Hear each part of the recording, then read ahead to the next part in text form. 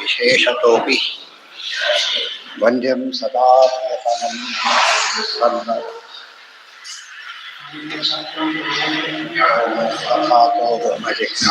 समेव शास्त्रप्रभवं प्रणम्य जगद्गुरूणां गुरुमञ्जसैव विशेषतो मे परमाख्यविद्या व्याख्यां करोम्यन्वपि चाहमेव। ओम ओम अथातो कर्मजिज्ञासा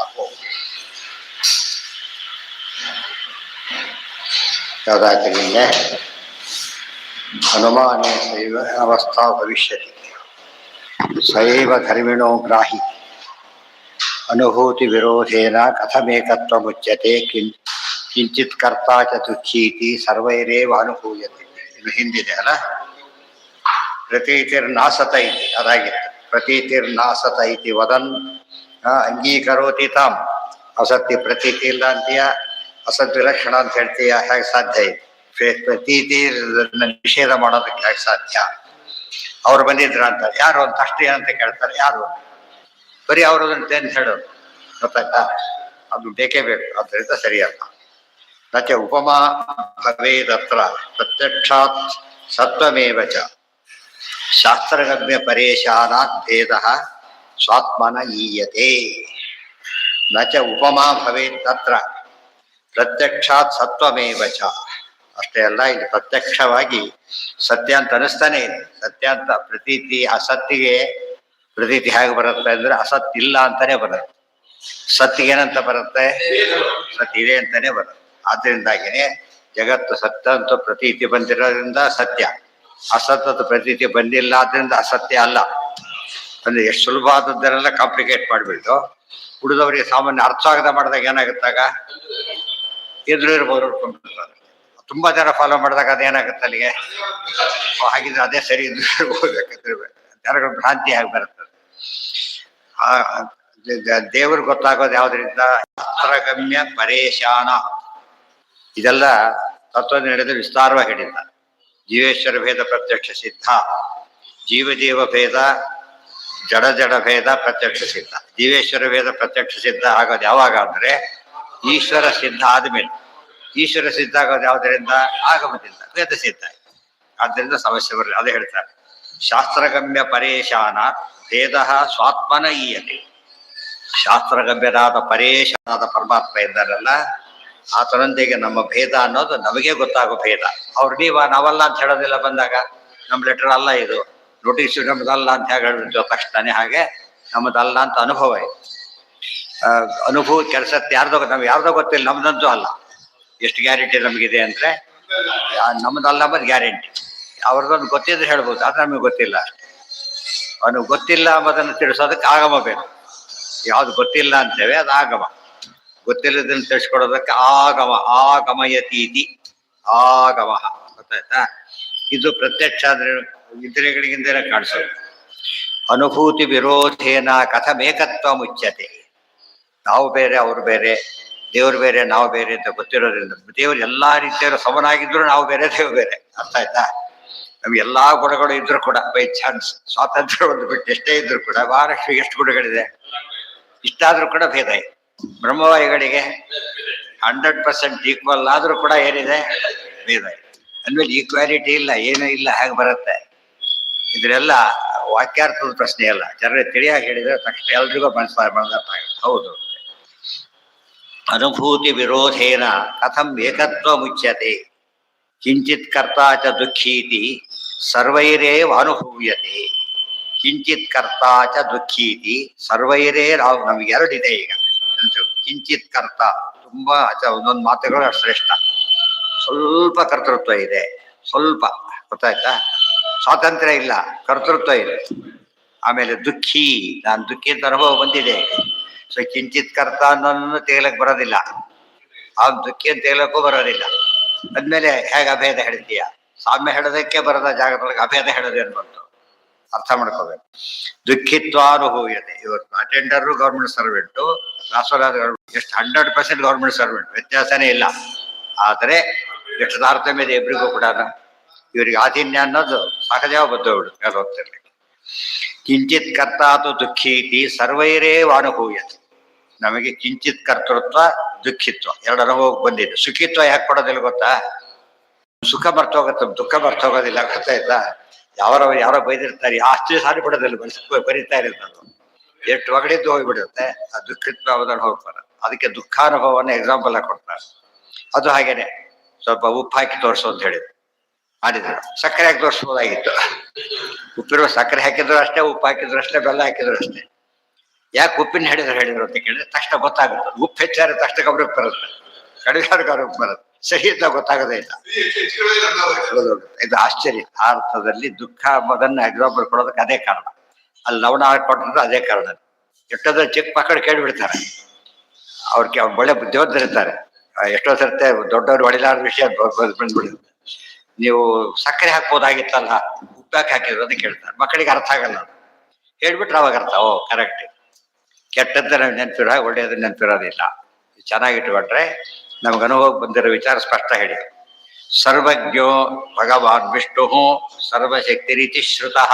ದೇವ್ರ ಬಗ್ಗೆ ಸರ್ವಜ್ಞ ಭಗವಾನ್ ವಿಷ್ಣು ಸರ್ವಶಕ್ತಿ ಇತಿ ನಿಜಾನುಭವ ಬಂತಾರೆ ಅವರಿಗೆ. ಪರಶಕ್ತಿರದಂತ ಗುಣ ಪರಮಃ. ಆದ್ದರಿಂದ ಶ್ರುತಃ ಅನುಭೂತಾಧಿವೇದೇನ ಶ್ರುತಿರೇಷಾ ವದತ್ಯವು. ನಮಗೆ ಕಿಂಚಿತ್ ಕರ್ತೃತ್ವ ದುಃಖಿತ್ವ ಅನುಭವ ಆಯಿತು. ಆಗಮ ಹೇಳಿತು ಸರ್ವಜ್ಞ ಭಗವಾನ್ ಸರ್ವಶಕ್ತಿ ಅಂತ ದೇವ್ರ ಬಗ್ಗೆ ಹೇಳಿ ಅಂದಮೇಲೆ ವಿರೋಧ ಅಲ್ಲೇ ಗೊತ್ತಾಯ್ತಲ್ಲ. ವಿರೋಧ ಇಲ್ಲರಿ, ಅದೆಲ್ಲ ಇಲ್ಲ. ಅದು ಆತ್ಮ, ಇದು ಆತ್ಮ ಅಂತ ಹೇಳೋದಾದ್ರೆ ಪಾಲಿಡಾಲು ಒಂದು ವಸ್ತು, ಹಾಲು ಒಂದು ವಸ್ತು. ಯಾಕೆ ತುಡಿಬಾರ್ದಾಗಿದ್ರೆ? ಎರಡು ವಸ್ತು ತಾನೆ. ವಸ್ತುತ್ವ ಸಾಮ್ಯ ಬರೋದಾಗಿದ್ರೆ ಸಾಮ್ಯನೇ ಬರೋದಿಲ್ಲ, ಐಕ್ಯ ಅಂತ ಹೇಗೆ ಮಾಡುತ್ತೆ? ಇವೆಲ್ಲವೂ ಕೂಡ ಮಾತಿನ ಮಾತು ಅಂತ ತಿಳ್ಕೊಳ್ಳೋದೇನೆ, ಅನುಭವದ ಮಾತು ಅಂತ ತಿಳ್ಕೊಂಡಾಗ ಬಹಳ ಸುಲಭವಾಗಿ ಅರ್ಥ ಆಗುತ್ತೆ. ಅನುಭವ ಬರುತ್ತಾಗ ಅನುಸಂಧಾನಕ್ಕೆ ಬರುತ್ತೆ. ಕೇಳಿದ್ದ ಅನುಸಂಧಾನ ಬರೋದಿಲ್ಲ, ಅನುಭವಿಸಿದ್ದು ಯಾವಾಗಲೂ ಉಳ್ಕೊಂಡ್ಬಿಟ್ಟು. ಅದು ಅನುಭವ ಬರಲಿಕ್ಕೆ ಮತ್ತೆ ಓದೋದು. ಆವೃತ್ತಿ ಅಸಕರ ಉಪದೇಶ ಅಂತಂದ್ರೆ ಮತ್ತೆ ಹೇಳಿದಾಗ ಅದು ಗಟ್ಟಿಯಾಗಿ. ಸರ್ವಜ್ಞೋ ಭಗವಾನ್ ವಿಷ್ಣು ಸರ್ವಶಕ್ತಿ ರೀತಿ ಶ್ರುತಃ ಅನುಭೂತಾಧಿಭೇದೇನ. ಆಮೇಲೆ ಶ್ರುತಿ ರೇಷಾ ವದತ್ಯಮು ಅಂತ ಹೇಳಿ ನಾವು ಶ್ರುತಿ ಒಪ್ಕೊಂಡ್ಬಿಡ್ತೀವಿ. ನಾವು ನಮ್ಮದೆಲ್ಲ ಅವ್ರದ್ದು ಆಯ್ತು. ಗೊತ್ತಿದ್ದಿಲ್ಲ ಅವ್ರು ಹೇಳೋದು ಬಾವು ಸರಿ ಅಷ್ಟೇ. ಯಾಕಂದ್ರೆ ನಮ್ಗೆ ಗೊತ್ತಿಲ್ಲದ ವಿಷಯ ಅದು ಹೇಳಿದೆ, ಅದೇ ಅಧಿಕೃತವಾದ ಮಾತು. ಉಪಜೀವ್ಯ ವಿರುದ್ಧಂತು ಕಥಮೈಕ್ಯಂ ಶ್ರುತಿರ್ವದೇ ಅಪ್ರಾಮಾಣ್ಯಂ ಯದಾ ವೇದವಾಚಕಸ್ಯ ಭವಿಷ್ಯತಿ ವೇದವಾಕ್ಯಸ್ಯ ಭವಿಷ್ಯತಿ. ಉಪಜೀವ್ಯ ವಿರುದ್ಧಂತು ಕಥಮೈಕ್ಯಂ ಶ್ರುತಿರ್ವದೇ. ಅಲ್ಲ, ಶ್ರುತಿ ಹೇಳುತ್ತೆ ಅಂದ್ರೆ ಒಪ್ಕೋಬೇಕಲ್ವಾ ಅಂತ ಕೇಳಿದ್ರೆ ಅಲ್ಲ, ನಮ್ಮ ಸೈಡಿಂದ ಅನುಭವನೇ ದೊಡ್ಡದು. ಅನುಭವಕ್ಕೆ ವಿರುದ್ಧವಾದ ಮಾತನ್ನ ಶ್ರುತಿ ಹೇಳೋದಕ್ಕೆ ಸಾಧ್ಯ ಇಲ್ಲ. ಹೇಳಿದ್ರೆ ಶ್ರುತಿ ಆಗೋದಿಲ್ಲ. ಶ್ರುತಿ ಯಾತಕ್ಕೆ ತಪ್ಪು ಹೇಳೋದಿಲ್ಲ ಅಂದ್ರೆ ಅದೇನದು ತಪ್ಪು ಹೇಳೋ ಚಾನ್ಸೇ ಇಲ್ಲ. ಆದ್ದರಿಂದ ನಮ್ಮ ಕಡೆ ಅನುಭವ ತಪ್ಪು ಹೇಳೋ ಚಾನ್ಸೂ ಇಲ್ಲ. ಸೊ ಪರಮಾತ್ಮನ ಗುಣಪೂರ್ಣತ್ವಾದೇನೂ ಒಪ್ಬೇಕು, ನಮ್ಮ ಅಜ್ಞಾನಗಳನ್ನ ಒಪ್ಬೇಕು. ಅವಾಗ ಇಬ್ರು ಬೇರೆ ಅಂತಾನೆ ಒಪ್ಬೇಕು, ಬೇರೆ ದಾರಿನೇ ಇಲ್ಲ. ಅಲ್ಟಿಮೇಟ್ ಅದ. ಹೌದೌದು.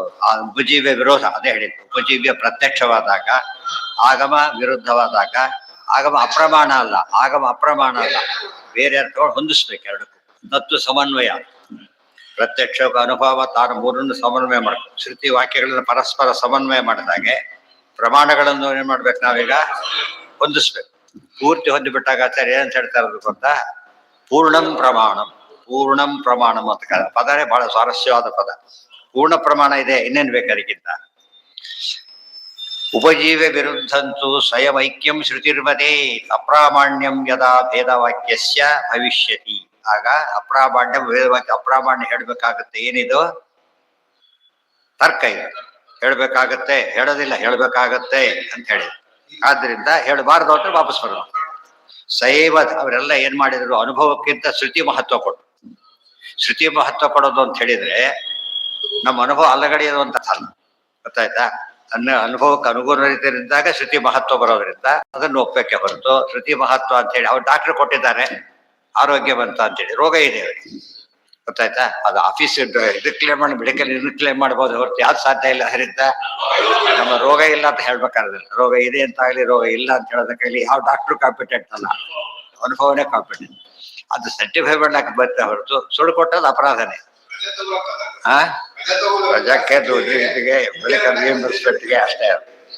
ಸಯೇವ ಧರ್ಮಿಣೋ ಗ್ರಾಹಿ ತದಭೇದ ಕಥಂ ಭವೇತ್. ಎಷ್ಟು ಸರಿಯಾಗಿ ಹೇಳ್ತಾರೋ, ಎಷ್ಟು ಕನ್ವಿನ್ಸಿಂಗ್ ಅದು. ಸಹೇವ ಧರ್ಮಿಣೋಗ್ರಾಹಿ ಭವೇ ಗದಭೇದ ಕಥಂ ಭವೆ. ಧರ್ಮಿಗ್ರಾಹದ ಅನುಭವ ಅಂದ ಮೇಲೆ ಹೇಳಿಲ್ಲ, ಇದು ಬೈಕ್ ಇದೆ, ಈ ಭಾಗ ನೋಡ್ತೀವಿ, ಬೈಕ್ ಕಾಣಿಸ್ತು, ಕಪ್ಪು ಬಣ್ಣನೂ ಕಾಣಿಸ್ತ ಹಾಗೆ. ಯಾಕೆ? ಧರ್ಮ ಯಾವ್ದಿಲ್ಲಿ? ವಸ್ತು. ಧರ್ಮ ಯಾವುದು? ಬಣ್ಣ. ಸೊ ಧರ್ಮಿ ನೋಡಿದ ಮೇಲೆ ವಸ್ತುನ ಧರ್ಮಿ ಒಮ್ಮೆ ನೋಡಿ ಧರ್ಮ ಇಮ್ಮ ನೋಡೋದಿಲ್ಲ, ಪ್ರತ್ಯಕ್ಷ. ಎರಡು ಒಟ್ಟಿಗೆ ನೋಡ್ತದೆ. ನಾಲಿಗೆ ಇದು ಹಾಲು ಅಂತ ನೋಡ್ತಾ ಅದು ರುಚಿನೂ ಗಮನಿಸ್ಬಿಡ್ತದೆ ಒಟ್ಟಿಗೆನೆ. ಅದಕ್ಕೆ ಇನ್ನೊಂದು ಹಾಲು ನಾಲಿಗೆ ಬೇಕಾಗಿಲ್ಲ. ಅದಕ್ಕೆ ಉಪಜೀವಿಯ ಧರ್ಮಗ್ರಾಹಿ ಪ್ರಮಾಣ, ಧರ್ಮಿಗ್ರಾಹಿ ಪ್ರಮಾಣ. ಧರ್ಮಿಗ್ರಾಹಿಯಾದ ಪ್ರಮಾಣವೇ ಧರ್ಮವನ್ನು ಗ್ರಹಣ ಮಾಡುತ್ತೆ. ದೇವರಿದ್ದಾನೆ ಅಂತ ಹೇಳಿ ಆಗಬೇ ದೇವ್ರು ಹೀಗಿದ್ದಾನೆ ಅಂತಾನೆ ಹೇಳುತ್ತೆ. ಬರೀ ದೇವರೇ ಸುಮ್ಮನೆ ಕೊಡೋದಿಲ್ಲ. ಅರ್ಥ ಆಯ್ತಾ? ಇದು ಭಾರಿ ಇಂಪಾರ್ಟೆಂಟ್. ಸಯೇವ ಧರ್ಮಿಣೋ ಗ್ರಾಹಿ ತದಭೇದ ಕಥಂ ಭವೇತ್. ಯತ್ಸ್ವರೂಪ ಗ್ರಹೇ ಮಾನಂ ತದ್ಧರ್ಮೇನ ಕಥಂ ಭವೇತ್. ಸ್ವರೂಪವನ್ನು ಗ್ರಹಣ ಮಾಡೋದಕ್ಕೆ ಪ್ರಮಾಣ ಅಂತ ಒಪ್ಕೊಂಡ ಮೇಲೆ ಅದರ ಧರ್ಮ ಗ್ರಹಣ ಮಾಡೋದಕ್ಕೆ ಪ್ರಮಾಣ ಅಲ್ಲ ಅಂತ ಹೇಗೆ ಹೇಳ್ತಿ? ಹಾಗಿದ್ರೆ ಮತ್ತು ನೀರು ಗೊತ್ತಾಗುತ್ತೆ, ಬಿಸಿ ಅಂತಾನೂ ಗೊತ್ತಾಗುತ್ತೆ, ನೀರು ಗೊತ್ತಾಗುತ್ತೆ, ತಣ್ಣಗಂತಾನೂ ಗೊತ್ತಾಗುತ್ತೆ.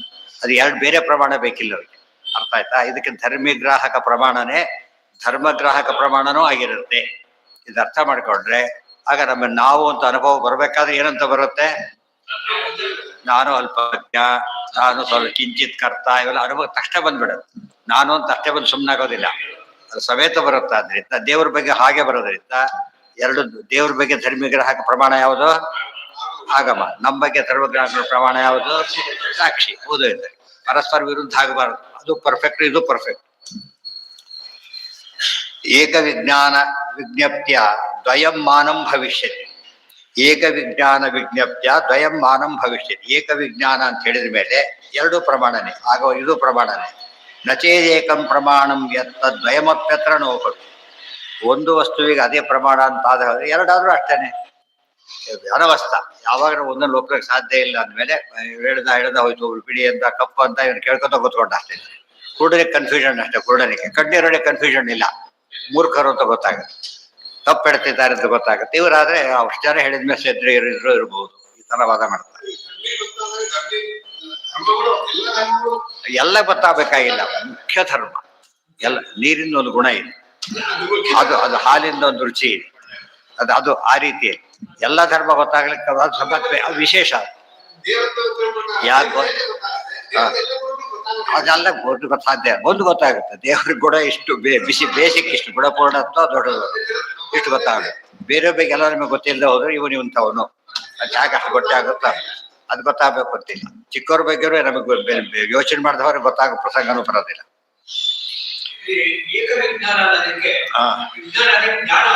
ಅಲ್ಲ, ಒಂದು ವಸ್ತು ತಿಳ್ಕೊಂಡ್ರೆ ಎಲ್ಲಾ ವಸ್ತು ತಿಳ್ಕೊಂಡಾಗತ್ತೆ. ಯಾಕೆ ಹೇಳಿದ್ರು ಅದನ್ನ? ಅಲ್ಲಿ ಏನ್ ಹೇಳಿದ್ರು? ಒಂದ್ ತಿಳ್ಕೊಂಡ್ರೆ ಎಲ್ಲ ತಿಳ್ಕೊಂಡೆ ಅಂತ ಬಂದ, ನಮಸ್ಕಾರ ಮಾಡದೆ ನಿಂತ್ಕೊಂಡ. ಅದು ಗುರುತು ಸರಿಯಾಗಿ ಓದಿಲ್ಲ ಅಂಬೋದಕ್ಕೆ ಗೊತ್ತಾಯ್ತಾ? ಅಹಂಕಾರ ಮೇಲೆ ನಮಸ್ಕಾರ ಮಾಡೋದಿಲ್ಲ ಅಂತ ಅರ್ಥ. ಇನ್ನು ಸರಿಯಾಗಿ ಓದಿಲ್ಲ ಅಂತಾರೆ ಅರ್ಥ. ಸರಿಯಾಗಿ ಓದೋರು ಏನ್ ಮಾಡ್ತಾರೆ? ಆಗ ಅವ್ರು ಮಾತಾಡೋ ರೀತಿನೇ ಬೇರೆ ಇರುತ್ತೆ. ಅರ್ಥ ಅನುಭವಿಸಿದವ್ರ ಮಾತೇ ಬೇರೆ. ಊಟ ಆಗಿದೆ ಅಂತ ಊಟ ಮಾಡಿ ಹೇಳೋದು ಬೇರೆ, ಸುಮ್ಮನೆ ಊಟ ಆಗಿದೆ ಅಂತ ಹೇಳೋದು ಬೇರೆ. ಸುಮ್ಮನೆ ಊಟ ಆಗಿದೆ ಅಂತ ಹೇಳ್ಬೇಕಾದ್ರೆ ಒಂದು ಬೇರೆ ಕನ್ವಿಕ್ಷನ್ ಇರೋದು, ಇದನ್ನ ಒಳ್ಳೆ ದಾಲ್ಟೆ ಇರೋದು. ಆಯ್ತಾ? ಅವ್ರು ಹೇಳಿದರು, ಒಂದು ತಿಳ್ಕೊಂಡ್ಬಿಟ್ಟಿಯ ಅಂದ್ರು. ಯಾವುದು ಅಂತ ಕೇಳಿದ. ಯಾವ ಒಂದನ್ನು ತಿಳ್ಕೊಂಡ್ರೆ ಎಲ್ಲ ತಿಳ್ಕೊಂಡಾಗತ್ತೋ ಅದು ತಿಳ್ಕೊಂಡಿಯಾ ಅಂತ ಕೇಳಿದ್ರು. ಇದು ಆತ ಯೋಚನೆ, ಅದು ಹೇಗೆ ಸಾಧ್ಯ ಅಂತ ಕೇಳಿ. ಒಂದು ತಿಳ್ಕೊಂಡ್ರೆ ಒಂದ್ ಸರಿಯಾಗೇ ತಿಳಿಯೋದು ಕಷ್ಟ, ಎಲ್ಲ ಹೇಗೆ ತಿಳಿಯುತ್ತೆ? ಇದು ನಮಗೆ ಮ್ಯಾಜಿಕ್. ಯಾವುದೇ ವಿದ್ಯೆ ಹೋದ್ರೆ ಅದು ವಿದ್ಯೆ ಬರೋದು. ತತ್ವಜ್ಞಾನರು ಎಲ್ಲ ಬರುತ್ತೆ, ಇದು ಮ್ಯಾಜಿಕ್. ಇವಾಗ ಸಾಮಾನ್ಯರು ಕೂಡ, ಸುಮ್ಮನೆ ರಿಕ್ಷಾದವರು ಕೂಡ ಸಂಸ್ಕೃತ ಬರ್ತಾರೆ, ಎಲ್ಲ ಬರ್ತಾ ಇಟ್ಕೊಂಡ್ಬಿಟ್ಟಿರ್ತಾರೆ. ಇವಾಗತ್ತೆ ಜಾತಿ ಎಲ್ಲ ಕೆಳಗೆ ಶುರುವಾಗ್ಬಿಡ್ತಾರೆ. ಶಾಸ್ತ್ರ ಓದಿದ್ದೇವೆ ಅವ್ರ ಪ್ರಕಾರ ಶಾಸ್ತ್ರ ತಾವು ತಿಳ್ಕೊಂಡಿದ್ದೇ ಶಾಸ್ತ್ರ. ಸಂಸ್ಕೃತದಲ್ಲಿ ಎಲ್ಲ ಇರಬೇಕು. ಈ ತರ ಭಾರಿ ಬಂದೋಗ್ಬಿಟ್ಟಿದೆ ಪಂಡಿತ. ಬೇರೆ ಯಾವ್ದಕ್ಕ ಡಾಕ್ಟರ್ ಅಂದ್ರೆ ಎಲ್ಲ ಗೊತ್ತೇನು ತಿಳ್ಕೊಬೋದಿಲ್ಲ, ಡಾಕ್ಟ್ರು ತಿಳ್ಕೊಬೋದಿಲ್ಲ, ಉಳಿದವರು ತಿಳ್ಕೊಬೋದಿಲ್ಲ. ಈ ಸಂಸ್ಕೃತ ಶಾಸ್ತ್ರ ಬಂದಿದೆ ಅಂತ ತಕ್ಷಣ ಏನ್ ತಿಳ್ಕೊಂಡ್ಬಿಡ್ತಾರೆ? ಇದು ಎಲ್ಲ ಗೊತ್ತಿರ್ಬೇಕು ಅಂತ ಹೇಳಿ. ಆದ್ರೆ ಸರಿಯಾಗಿ ತಿಳ್ಕೊಂಡು ಎಲ್ಲ ಗೊತ್ತಿರ್ಬೇಕು. ಅರ್ಥ ಆಯ್ತಾ? ಈಗ ಸಾಲಂಕಾರಕ ಕಾವ್ಯ ನಾಟಕ ಕಲಾ ಕಾಣಾದ ಪಾತಜಲ ಅಂತ ಹೇಳಿದಾಗೆ ಇದು ಶಾಸ್ತ್ರದ ಮ್ಯಾಜಿಕ್. ಅದು ಇವತ್ತು ರಾಯರ ಡಾಕ್ಟರ ಯಾವ್ದು ಕಾರಣ ಏನದು ಯಾವ ಕೋರ್ಸು ಓದಿಲ್ಲ, ಬಟ್ ಯಾವ ಡಾಕ್ಟರ್ ಆಗದಿದ್ದನ್ನು ಮಾಡ್ತಾರೆ. ಇದು ತತ್ವಜ್ಞಾನದ ಮಹತ್ವ. ಯಾವ್ದಕ್ಕೆ? ಹೌದು, ಛಾಂದೋಗ್ಯತೆ ಅದು ತತ್ವಮಸಿ ಬರೋದಾಗ್ಲೇನೆ. ಅದು ಹೇಗೆ ಆ ದೃಷ್ಟಾಂತ ಕೊಡ್ತಾರೆ. ಏನೋ ಒಂದು ನಖರ ನೋಡಿದ್ಯಾ ನೇಲ್ ಕಟ್ಟರು ತಕ್ಷಣ ಸೀರೆಯಿಂದ ಹೇಗೆ ಗೊತ್ತಾಯ್ತಾ? ಬಣ್ಣಿಂದ ಹೊಡೆದು ಬಣ್ಣಿನ ಪಾತ್ರೆ ಹೇಗಿರುತ್ತೆ ಗೊತ್ತಾಗುತ್ತಲ್ಲ. ಒಬ್ಬ ಪ್ರಧಾನ ವ್ಯಕ್ತಿ ನೋಡಿದಾಗ ಅಪ್ರಧಾನ ಗೊತ್ತಾಗುತ್ತಲ್ಲ. ಬೆಂಗಳೂರು ನೋಡಿ, ಏನು ಬೆಂಗಳೂರು ನೋಡಿದಾರೆ? ಬಸ್ ಸ್ಟ್ಯಾಂಡು, ರೈಲ್ವೆ ಸ್ಟೇಷನ್ನು, ಆಮೇಲೆ ಲಾಲ್ಬಾಗು, ಇವನ್ ಮೂರ್ನಾಲ್ಕು ನೋಡಿ ಬಿಡ್ತು. ಬೆಂಗಳೂರು ನೋಡೋದು ಅಷ್ಟೇ ಬದಲು ಗುರುತ್ಮಾಡ್ಕೊಂಡು ಟಾಂಗ ಗುರುತ್ಮಾಡ್ಕೊಂಡ್ಬಿಟ್ರೆ ಅವಿಷ್ಟು ತೋರಿಸಿ ಕಳಿಸ್ಬಿಡ್ತಿದ್ರು ಅಷ್ಟೇ.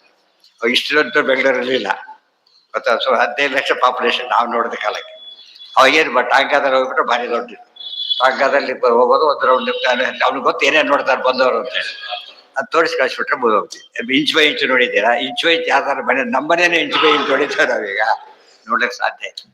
ಆದ್ದರಿಂದ ಅಷ್ಟಜ್ಞಾನಕ್ಕೆ ವಿರೋಧ ಬರದಂತೆ ಹೇಳಿರ್ಬೇಕು. ಏನು ಗೊತ್ತಿದೆ ಅದನ್ನೇ ಹೇಳಿದ್ರಲ್ಲಿ ಏಕವಿಜ್ಞಾನ ಸ್ವವಿಜ್ಞಾನ ಬರಲಿಕ್ಕೆ ಏನು ಕಾರಣ? ಸಾಕ್ಷಿ ಕೆಪಾಸಿಟಿ, ಮತ್ತು ಆ ಕಡೆ ಶಾಸ್ತ್ರದ ಕೆಪಾಸಿಟಿ ಅವ ಸರಿ ಹೋಯ್ತು. ಏಕವಿಜ್ಞಾನ ವಿಜ್ಞಪ್ತಿಯ ದ್ವಯಂ ಮಾನಂ ಭವಿಷ್ಯತಿ ನಚೇದೇಕಂ ಪ್ರಮಾಣಂ ತದ್ವಯಮಪ್ಯತ್ರ ನೋ ಭವೇತ್. ದ್ವಯ ಅಂದ್ರೆ ಎರಡು. ಧರ್ಮಿಗ್ರಾಹ ವಿರೋಧಸ್ತು ತಸ್ಮಾತ್ ಮಾನಸ್ಯ ದೂಷಣಂ ನೋಪಜೀವ್ಯೋ ಹಿ ಅಭೇದೋತ್ರ ಕ್ವಚಿತ್ ಭೇದ ಶ್ರುತೇರ್ಬಲೆ. ಆ ಭಾಗದ ಕನ್ಕ್ಲೂಷನ್ ಏನದು? ಧರ್ಮಿಗ್ರಾಹಕವಾದ ಭೇದಕ್ಕೆ ವಿರೋಧ ಬರೋದ್ರಿಂದ ಐಕ್ಯ ಶ್ರುತಿಗಳಿಗೆ ಅರ್ಥವನ್ನು ಒಪ್ಪಲಿಕ್ಕೆ ಸಾಧ್ಯ ಇಲ್ಲ. ಅದನ್ನೇ ಒಪ್ಪಿದ್ದು ಸರಿಯಲ್ಲ. ಇಷ್ಟು ಅರ್ಥ ಆಯ್ತು. ಅದು ಹೇಳಿ ಬೇಕಾಷ್ಟು ಮುಂದೆ ಹೇಳ್ಕೊಂಡು ಏನ ಚೋಪೇಯಂ ಭೇದಸ್ತೇನ ಅವಗಮ್ಯತೆ. ಇದಿಷ್ಟು ನಾಳೆ ಆ ವಿಷಯ ಮುಂದುವರಿಯುತ್ತೆ ಹಾಗೆ. ಓಂ